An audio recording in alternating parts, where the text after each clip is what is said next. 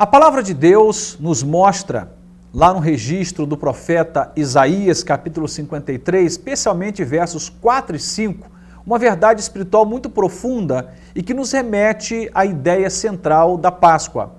Diz assim a palavra de Deus: verdadeiramente Ele tomou sobre si as nossas enfermidades e as nossas dores levou sobre si, e nós o reputávamos por aflito, ferido de Deus e oprimido.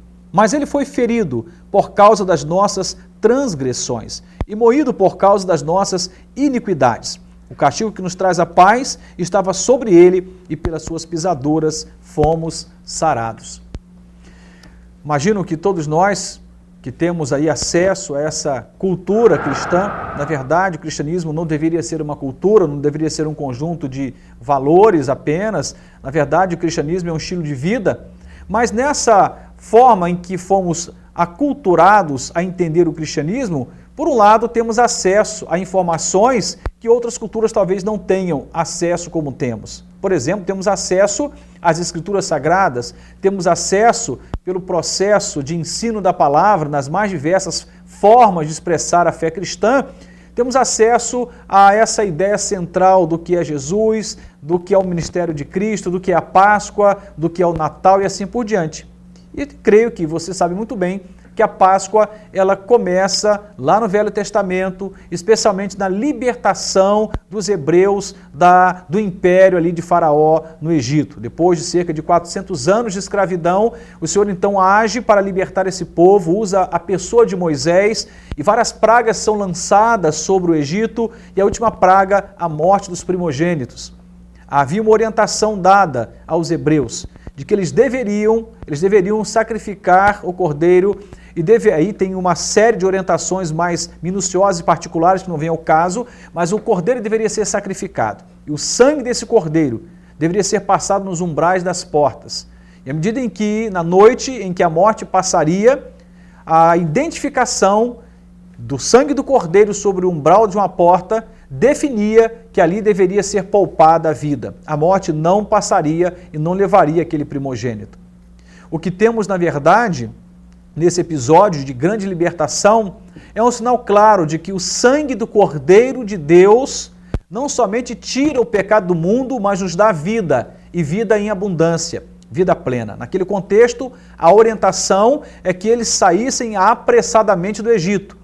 Portanto, orienta-se a que eles comam o pão asmo ou o pão sem fermento, um pão feito às pressas, e tomasse chá de ervas amargas. O consumo das ervas amargas era para lembrar da escravidão, do preço pago pelo tempo de escravidão, da dor, da privação que passaram ali no Egito. Toda essa orientação culmina então com o advento da Páscoa. Isso se torna a Páscoa. Passagem da morte para a vida, das trevas para a luz, da escravidão para uma vida de libertação. Passa-se o tempo e muitos anos depois o profeta Isaías anuncia um outro evento, não mais agora animais que deveriam ser mortos para substituir a mim e a você, naquele contexto histórico, numa condição de remissão de pecados, mas o Cordeiro Pascal, o Cordeiro de Deus, que de uma vez por todas viria e pagaria o preço com a própria vida, verteria seu próprio sangue e teríamos o perdão cabal e absoluto de Deus sobre as nossas vidas pelos pecados que havíamos cometido. Temos então aqui Isaías profetizando, séculos antes, profetizando o que se daria lá na cruz. A crucificação é o relato, na verdade, correlatamente à Páscoa, é o relato que fala desse Cordeiro de Deus que tira o pecado do mundo, que é Jesus Cristo. Cristo é o nosso Cordeiro Pascal. E a palavra diz aqui então que verdadeiramente Ele tomou sobre si, olha o detalhe, as nossas enfermidades, as nossas dores, os nossos pecados, se fez maldição por nós. Portanto, a cruz, a morte, a punição, não era um lugar para Jesus, era um lugar meu e seu. Era mérito, nosso e não de Cristo. Nós merecíamos a cruz, nós merecíamos a morte, nós merecíamos a dor, nós merecíamos sofrer o que Ele sofreu. Mas por amor a nós, Ele então nos substitui. Ele ocupa o nosso lugar, ele se torna o nosso Cordeiro Pascal, ele ocupa o lugar de substituição, tomando o meu lugar e o seu lugar, perdoando os nossos pecados, sarando as nossas enfermidades, curando a nossa alma, restituindo a nossa vida perdida pelo pecado, nos devolvendo a liberdade, uma vez perdida pelo pecado, nos tornamos escravos, escravos dos nossos desejos, escravos do mundo das trevas, escravos da corrupção que habita a terra. E nós fomos então libertos de tudo isto pelo sangue de Jesus.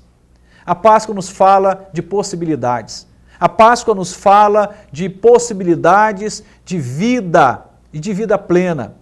É muito interessante nós observarmos esse momento histórico em que Isaías profetiza, porque ele fala de algo que viria lá na frente, mas já anunciado inclusive desde o Éden. E falamos sobre isso no outro momento. Gênesis 3,15 fala desse Cordeiro Pascal, que lá na cruz Cristo iria expor Satanás e seus demônios à vergonha. Ele estaria pisando na cabeça da serpente lá na cruz. Uma vitória sobre o pecado, sobre a morte, sobre o inferno. Uma vitória sobre a carne. Portanto, a Páscoa é sinônimo não somente de possibilidades, mas é sinônimo de vida, vida plena, vida abundante. Mas o que devemos considerar nesse momento é o sentimento de gratidão que devemos aplicar na nossa relação para com o Senhor. Porque esse lugar, o lugar da cruz, o lugar da morte, do sangue vertido, era o meu lugar, era o seu lugar, mas Ele o ocupou por mim e por você. Se fez transgressão por nós, se fez maldição por nós, para que aquilo que nos imputava a condição de erro e, portanto, nos afastava do Pai, pudesse resolver. E aí lá na frente o apóstolo Paulo vai dizer que nenhuma condenação há para aqueles que estão em Cristo Jesus. A palavra diz que nós fomos justificados pelo sangue desse Cordeiro Pascal. Não sei como você pensa em celebrar a Páscoa, não sei como você está celebrando a Páscoa, mas eu quero sugerir que você celebre dobrando seus joelhos e com o coração quebrantado, você celebre com gratidão, manifestando gratidão em forma de adoração ao Senhor, porque aquele lugar era meu lugar, era seu lugar, mas Ele o ocupou por amor a mim e por amor a você. A palavra diz que Deus amou o mundo de tal maneira que deu o seu Filho unigênito, para que todo aquele que nele crê não pereça, mas tenha a vida eterna. Cristo nos substituiu lá na cruz.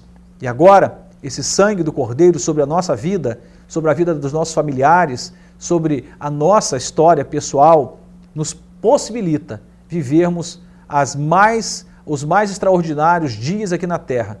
A vida vivida em Deus, a vida vivida em Cristo, é uma vida plena e absoluta. O meu desejo é que nessa Páscoa você possa passar por esse momento, por essa experiência, um coração cheio de gratidão.